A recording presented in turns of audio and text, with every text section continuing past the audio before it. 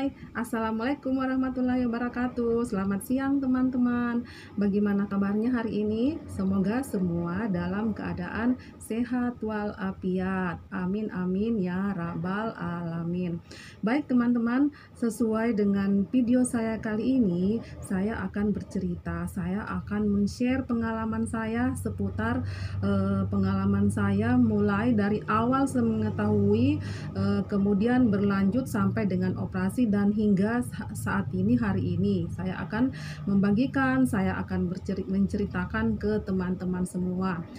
Baik teman, awal mula saya mengetahui kalau saya ada benjolan di ketiak sebelah maaf, di payudara sebelah kanan itu pada bulan 12 tahun 2020. Namun kemudian saya mengabaikan hal itu dan saya tetap melaksanakan aktivitas seperti biasanya. Namun pada bulan 9 saya kemudian memberanikan diri ke dokter onkologi, salah satu dokter onkologi yang ada di rumah sakit di Makassar. Saya memberanikan diri untuk melakukan pemeriksaan. Kemudian waktu melakukan pemeriksaan, dokter itu kemudian menganjurkan saya untuk melakukan operasi ya. Katanya harus dioperasi karena benjolan saya yang ada di sebelah kanan ini bisa jadi dikategorikan sebagai tumor. Nah, kemudian saya masih merasa takut karena terus terang saya sangat merasa takut waktu mengetahui saya ada tumor di payudara sebelah kanan. Saya meminta ke dokternya andaikan bisa hanya diminum obat saya ya, tapi kemudian dokter mengusulkan, menyarankan saya untuk melakukan operasi pengangkatan benjolan itu. Nah, saya kemudian mengikuti saran dokter itu, jadi saya itu dioperasi pada tanggal 7 bulan 10 tahun 2021. Jadi hari ini pada hari Kamis ya, hari ini tanggal 30 Desember 2021 itu sudah berselang 2 bulan setelah masa operasi, 2 bulan lebih berjalannya setelah masa operasi. Nah, waktu melakukan operasi itu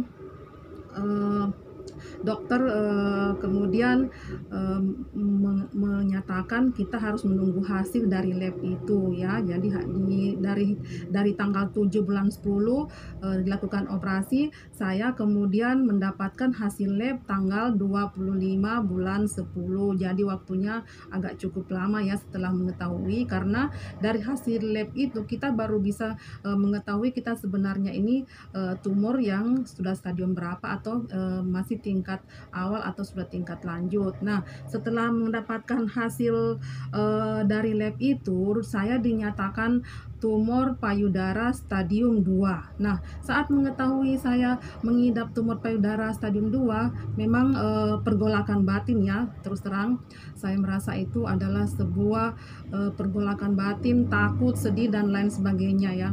Namun saran saya bagi teman-teman yang saat ini mungkin mengetahui dirinya ada benjolan, tidak usah takut, seperti yang saya alami waktu itu. Karena kenapa? Ketakutan kita itu mempengaruhi kita punya kesehatan sendiri. Nah, lanjut cerita.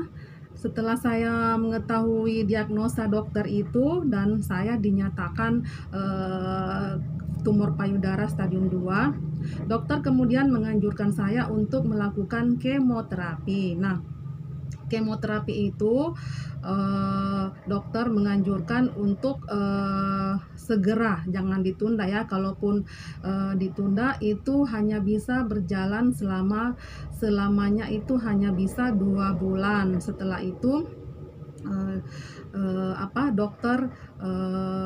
pokoknya dokter menganjurkan saya untuk kemoterapi.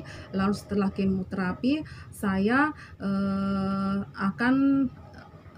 maksudnya dokter akan melakukan tindakan operasi lagi untuk mengangkat payudara saya sebelah kanan. Nah, kemudian dari beberapa teman, dari beberapa saudara yang saya sampaikan informasinya seperti ini, saudara saya ada beberapa orang yang tidak mengizinkan saya melakukan kemoterapi berdasarkan beberapa pengalaman yang pernah dia lihat dan pernah dia saksikan langsung. Jadi kakak saya dengan teman-teman yang lain menyarankan saya untuk tidak usah melakukan kemoterapi ya. Lagi lanjut, saya kemudian berpikir banyak melakukan introspeksi diri, apakah betul saya harus kemoterapi atau saya tidak usah kemoterapi. Pokoknya batin saya bergolak waktu itu. Kemudian saya memutuskan untuk tidak melakukan kemoterapi ya. Saya kemudian mengikuti usul saudara, kemudian mengikuti usul suami, lalu teman-teman yang lain saya mengikuti usul mereka ya. Nah, memang karena selang 2 bulan itu dokter kan memang mengatakan bahwa ibu hanya punya waktu 2 bulan untuk segera melakukan kemoterapi. Nah, selang di antara 2 bulan itu saya berusaha untuk meminum obat-obat herbal ya, seperti kunyit putih, terus daun pegakan. Kemudian saya juga banyak melakukan share dengan teman-teman. Kemudian saya juga sering membuka YouTube untuk melihat seperti apa kita harus menjalani masa sesudah operasi. Nah, singkat cerita, alhasil saya menemukan jalan keluar. Mungkin ini jalannya karena memang saya tidak pernah niat mau kemoterapi. Saya hanya berdoa sama Tuhan, ya Allah, kalau memang umur saya masih panjang, pasti Tuhan memberikan jalan yang terbaik buat saya tanpa harus kemoterapi. Karena setahu saya kemoterapi itu sangat tidak baik untuk menurut saya pribadi ya. Kalau menurut dari tim medis, tim dokter, itu adalah jalan terbaik untuk melakukan kemoterapi, untuk mengangkat, membersihkan akar-akar yang masih ada di dalam payudara ini. Namun untuk saya pribadi, setelah saya melihat di sekeliling saat saya melakukan pengobatan di rumah sakit, kemoterapi itu ternyata merontokkan rambut. Pokoknya yang di alis, pokoknya semua yang berbentuk bulu itu semua rontok. Karena itu kan kita dikemo dengan zat kimia yang sangat tinggi. Nah, alhasil saya mendapat informasi dari sebuah teman mengatakan bahwa ada sebuah klinik yang bisa membantu ibu sehingga ibu tidak usah dikemoterapi. Tapi klinik itu akan menerima ibu seandainya ibu sudah melakukan operasi dan belum melakukan kemoterapi. Alhamdulillah, setelah mendapat informasi itu, saya kemudian berusaha ke klinik itu.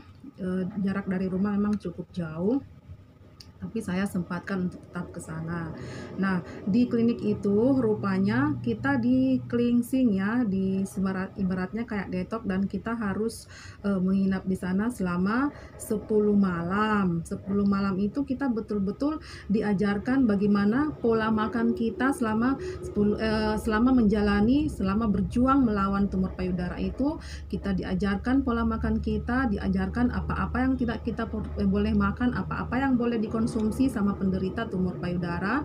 Kemudian kita juga didetoks selama 3 hari. Jadi selama 3 hari itu kita tidak perlu lagi tidak makan, pokoknya kita hanya boleh mengkonsumsi jus ya. Jadi ada treatment tertentu yang akan diberikan ke kita selama 10 hari ini. Nah, selama 10 hari ini saya menginap di sana, saya merasakan perubahan yang luar biasa ya. Banyak hal yang saya dapat dari sana, terutama soal pola makan, karena pola makan bagi penderita tumor payudara itu sungguh sangat berbeda dengan pola makan saat sebelum kita menjalani operasi. Jadi intinya hal-hal yang tidak perlu kita makan itu seperti dari jenis hewani, dari yang manis-manis, tepung-tepung ya, pokoknya yang berbau tepung, kue dan lain sebagainya tidak boleh dikonsumsi. Kemudian yang bersoda seperti minuman yang ada sodanya ya, yang ada pokoknya yang bersoda, yang berwarna, itu tidak boleh. Jadi kita harus menghindari 4P, yaitu pemanis, pewarna, penyedap, dan pengawet. 4P itu kita harus betul-betul menghindari. Nah, selain itu kita tidak boleh mengkonsumsi, makanan seperti misalnya, yang sering kita makan selama ini yaitu kayak minyak ya, kita biasanya kan setiap masak harus memakai minyak, menggoreng dan lain sebagainya. Nah, eee, kemudian kita juga tidak boleh memakan nasi putih ya. Nasi putih itu sangat tidak dianjurkan bagi penderita tumor payudara dan hanya dianjurkan untuk memakan nasi apa ya, itu dari nasi namanya rice mix. Di situ sudah memang dicampur, saya biasa belinya di supermarket. Jadi di situ sudah ada beras hitam, beras merah dan beras coklat. Beras hitam ini bukan beras ketan yang seperti kita tahu selama ini ya. Jadi setelah dari tanggal 7 bulan 10 sampai hari ini tanggal 30 Desember tahun 2021, saya sudah mengkonsumsi beras itu dan alhamdulillah setelah lewat 2 bulan, mudah-mudahan perasaan saya kesehatan saya masih seperti semula ya. Doakan teman-teman ya, semoga kesehatan saya tetap baik ya. Kemudian kita lanjut dari hasil selama 10 hari saya di cleansing di klinik itu, terutama bagi kita ini yang berjuang melawan tumor payudara, itu yang harus kita hindari terutama pikiran. Ya, jadi kita tidak boleh stres. Jangan sekali-sekali kita stres. Kemudian kita juga jangan melakukan aktivitas fisik ya. Jadi dua hal itu karena saya sendiri sudah merasakan waktu saya pulang dari klinik itu tanggal 10 bulan 12 ya tahun ini, baru beberapa minggu yang lalu saya pulang, saya merasa sudah sehat, saya melakukan aktivitas fisik. Tidak berat-berat amat ya, misalnya menyapu atau mencuci piring atau masak sendiri. Nah, sekiranya saya sudah capek sekali, itu akan terasa ada hal yang di bekas-bekas operasi itu akan merasa nyut-nyutan. Jadi memang kita dianjurkan untuk tidak melakukan aktivitas fisik ya. Jadi waktu itu saya sudah memang dianjurkan, namun karena biasa ibu-ibu itu tetap kalau melihat hal-hal yang sekiranya masih bisa dikerjakan ya. Jadi saran saya bagi penderita tumor payudara yang saat ini lagi berjuang untuk melawan tumor payudara, jangan melakukan aktivitas fisik. Boleh mungkin kalau sekiranya cuman pokoknya yang tidak berat lah ya. Kemudian jangan stres, lalu hindari pola makan itu yang utama, karena pola makan yang salah itu ibaratnya kita memberi pupuk kepada penyakit kita, sementara kita sendiri berjuang untuk melawan penyakit itu supaya penyakit itu bisa hilang dari dalam tubuh kita, sehingga tubuh kita bisa menjadi sehat kembali, sel-sel kita menjadi sehat kembali seperti sedia kala.